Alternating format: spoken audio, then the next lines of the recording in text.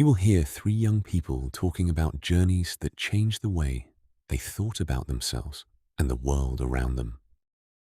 First, you have some time to look at questions 1 to 4.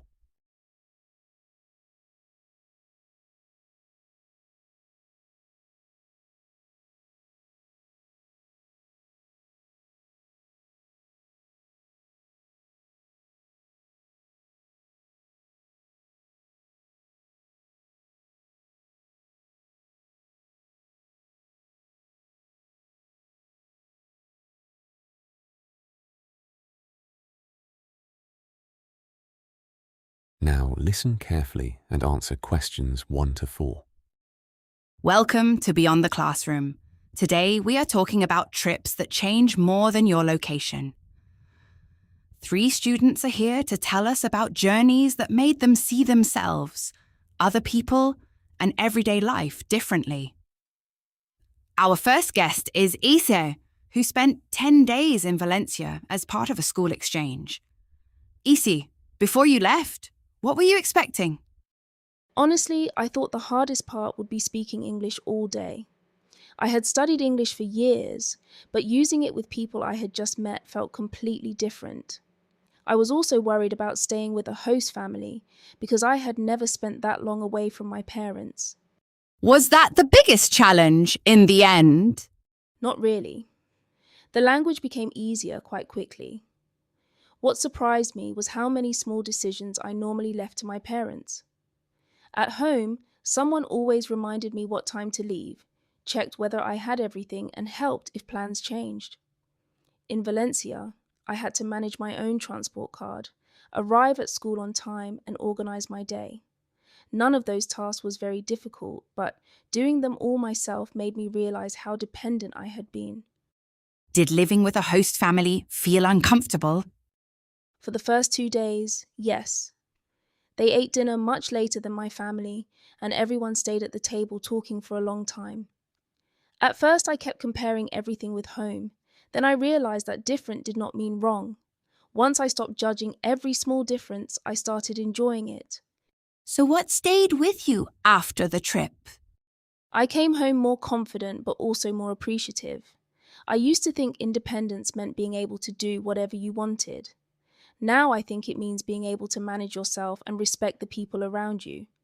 The exchange did not make me a completely different person, but it definitely changed the way I saw my own habits. Before you hear the next student, you have some time to look at questions 5 to 8.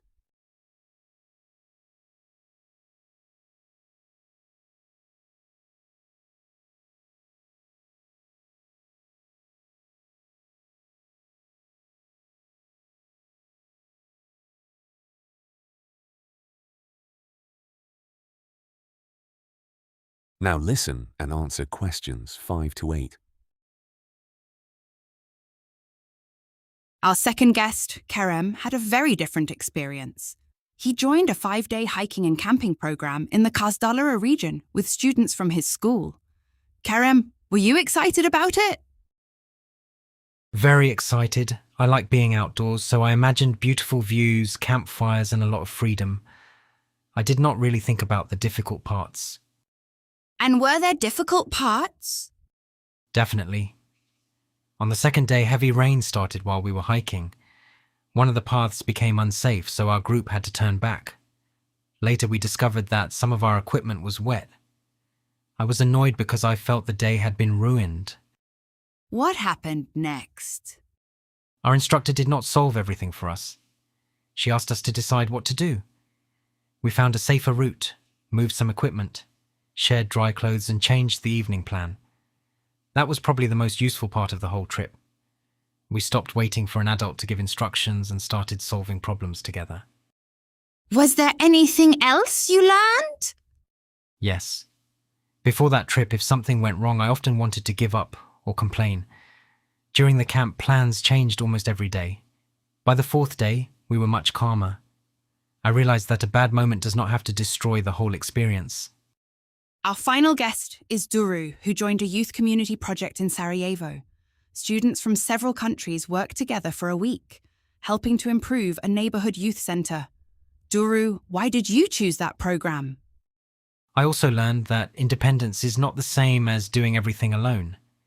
Sometimes the most sensible thing is to ask for help or support someone else. I went there expecting an adventure, but I came back understanding teamwork much better. Before you hear the final student, you have some time to look at questions 9 to 12.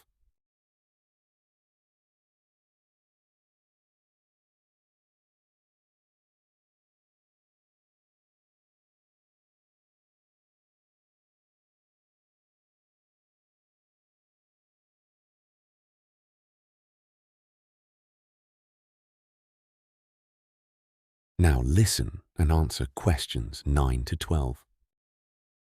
Did that make the experience more meaningful? I wanted to travel somewhere new, but I also wanted the trip to have a purpose. I had been on ordinary holidays before, where you visit famous places and take photos. This sounded different because we would actually spend time with local teenagers. What kind of assumptions? For me, yes. We painted rooms, organised books and planned activities for younger children. The work itself was simple, but during breaks we talked a lot. I realised I had made assumptions about people my age in other countries without noticing it. Did the trip affect the way you travel now? I expected our lives to be very different. In some ways they were, but we worried about many of the same things.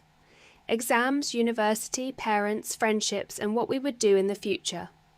At the same time, hearing their family stories made me understand that people can grow up with very different experiences of history and still have similar hopes. What would you say to students who are nervous about travelling? Yes, I still enjoy museums and famous sites, but I no longer think seeing a place is the same as understanding it.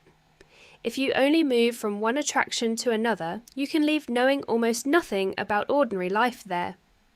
Now I try to talk to people, use local places and spend enough time somewhere to notice things that are not in a guidebook. Etse, Kerem and Duru, thank you for sharing your experiences. You do not need to travel very far for an experience to change you. The important thing is being willing to leave your normal routine, listen to people and accept that you may return with different opinions from the ones you had before.